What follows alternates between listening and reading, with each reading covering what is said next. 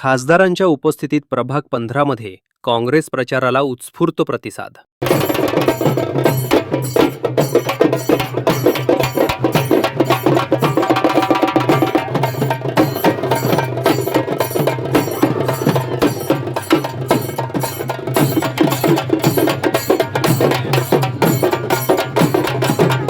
सांगली महापालिका सार्वत्रिक निवडणूक 2026च्या पार्श्वभूमीवर प्रभाग क्रमांक 15 मध्ये काँग्रेसच्या प्रचाराचा शुभारंभ आज सिव्हिल रोड परिसरातील गारपीर दर्ग्यात भक्तिमय आणि उत्साही वातावरणात करण्यात आला।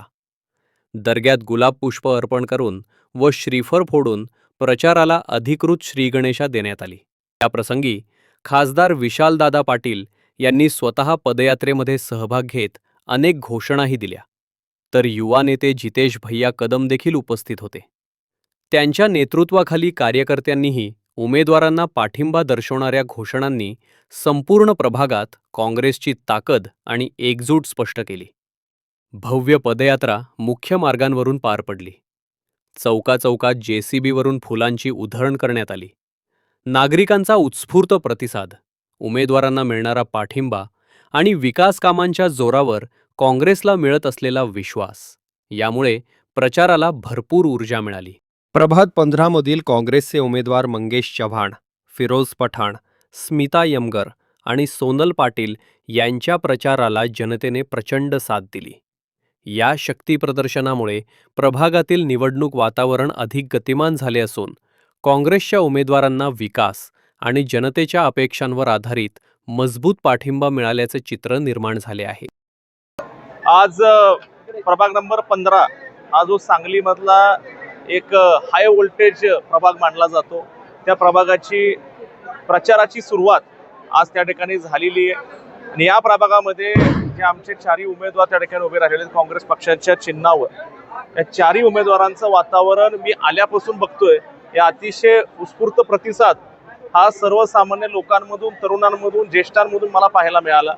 त्यामध्ये मला खास तर सांगावं लागेल, महिलांचा प्रतिसाद सुद्धा तुल्यबळ त्या ठिकाणी मला बघायला मिळाला।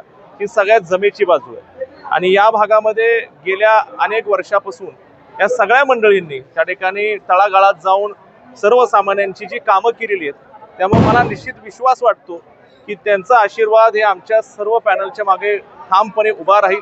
लोकांना 100% जाण आहे की तळागाळात काम करणाऱ्या माणसाच्या मागे लोकही कायम उभी राहतात, हे आपण गेल्या अनेक वर्षांमध्ये पाहिलेलं आहे। आणि मला वाटतंय सर्व समाज घटकांना या मंडळीने एकत्रित घेऊन काम केलेलं आहे। म्हणजे ह्या लोकांनी, मी येताना बघितलं, छत्रपती शिवाजी महाराजांच्या पुतळ्याला हार घालून सुरुवात केली। येताना रमाबाई आंबेडकरांच्या पुतळ्याला आम्ही हार घातला।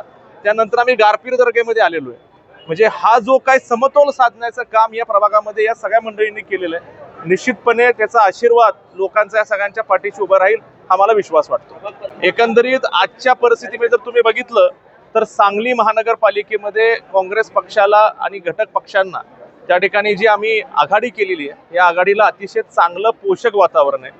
कारण आपण सगळेजण बघतोय की आता कशा पद्धतीने काही ठिकाणी जी विभाजनं झालेली आहेत, ह्याचा निश्चितपणे फायदा काँग्रेस पक्षाला आणि आघाडीला निश्चितपणे होईल, आम्हाला विश्वास वाटतो।